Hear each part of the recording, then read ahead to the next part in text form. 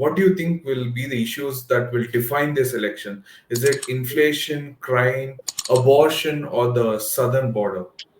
It's the border. The border has been Trump's issue since 2016. That was clouded in 2020 by the COVID issue cutting across it. The border probably would have disappeared as an issue, except that Joe Biden and, you can't deny it, Kamala Harris promoted an open border in 2021. They effectively opened the border. They tore down the parts of Trump's wall that were under construction. They even encouraged immigrants to come, not by telling them to come. In fact, Kamala Harris, there's this great video of her. Her response to immigrants was, "Do not come." That was very well. What is that supposed to mean? If you're telling people we'll give you asylum if you come, but do not come. It was almost laughable. No, it wasn't almost laughable. It was laughable.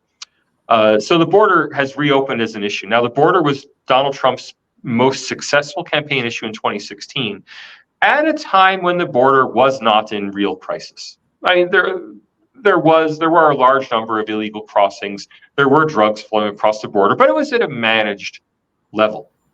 Under Donald Trump, that was severely curtailed. One of the big successes of the Trump administration was reducing illegal crossings of both people and materials across the U.S.-Mexico southern border. But the Biden administration, this is its one biggest disaster. I mean, inflation's been bad, but not surprising in context of the COVID recovery, not surprising in context of monetary policy.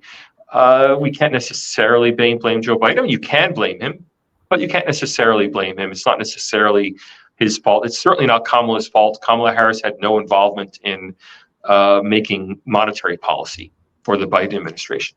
The border is the one unambiguous Biden administration disaster. Maybe in second place, the withdrawal from Afghanistan, which is now several years back in memory. It's hard to campaign on something that happened, more than a year ago. But these are the two policies.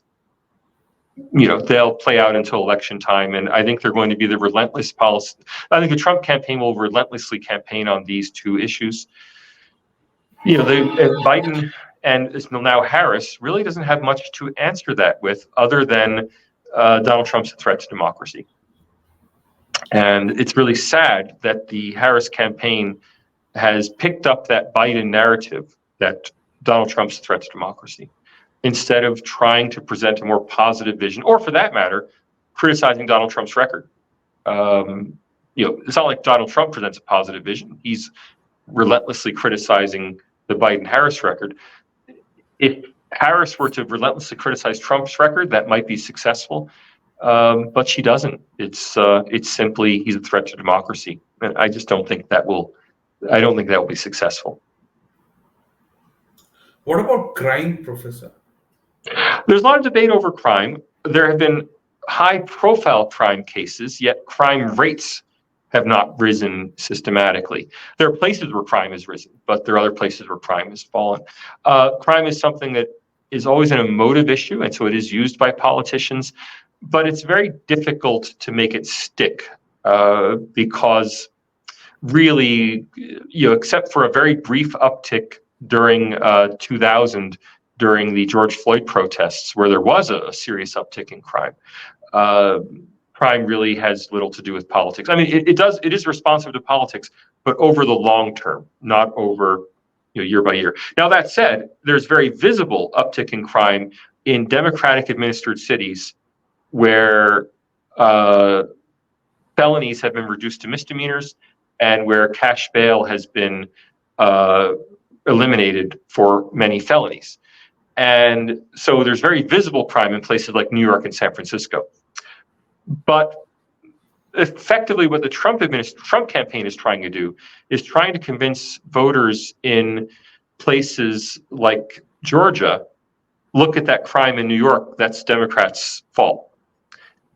And that doesn't really play to people's everyday lives in Georgia, which is to say the states that have had serious increases in city crime, New York, Chicago, Los Angeles, or New York, Illinois, California, are not states that are going to vote for Trump anyway. So it almost doesn't really matter. It's a totemic issue, but it's not part of most voters' lived experience.